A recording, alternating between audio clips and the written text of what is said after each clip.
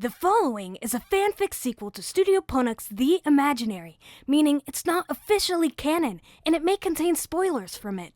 So if you want to know the characters and where this is coming from, I recommend you go watch and support the official movie and then come back and hear this.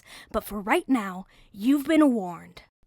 Later that night in the town of Imaginaries, Rudger was trying to sleep on his hammock. Then a shadowy figure came up to him from behind. Rudger turns over and slowly opens his eyes to see Zinzan was close to him. Rudger got frightened, which caused him to fall off his hammock. Don't worry, it's just me. Zinzan, what are you doing sneaking up on me like that in the middle of the night? I have heard about what you said earlier, about wishing to bring back this Emily you speak of back. You have? But wait, you were there when it happened. Why don't you remember her? I don't know what you're talking about, Rudger, but I do know that there could be a way to bring her back. How? Us imaginaries can't imagine things like people do. That is true. But what would you say if I told you that there was an imaginary that was a child, but got turned into an imaginary that could still imagine? Huh? Let me tell you about the legend of Kai and a magic wishing mirror. Kai? A long time ago, there was a human named Kai. He and his imaginary were the best of friends. And, like you and your kid, they went on adventures together. But one day, he realized that one day he'll forget his imaginary. So, he has always tried to find a way to keep his imaginary together, even when growing up. And then he found a way. He heard about an ancient mirror that could grant only one wish to whom when being held.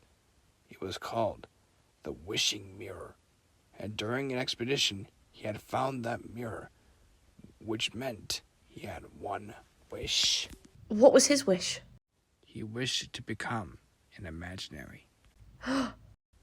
His wish of becoming an imaginary was granted, hoping there would be a way to stay with his imaginary friend. But he didn't think of the consequences of his wish, because he didn't know that an imaginary without a kid ceased to exist. Were his parents worried about him? No, because he was an orphan. He didn't have parents, so when I found him about to disappear, I took him here to the library and to the town of imaginaries, hoping that he would find his imaginary. But he was so sad that he didn't want to be any part of it. So what happened to him now? And how was he able to imagine?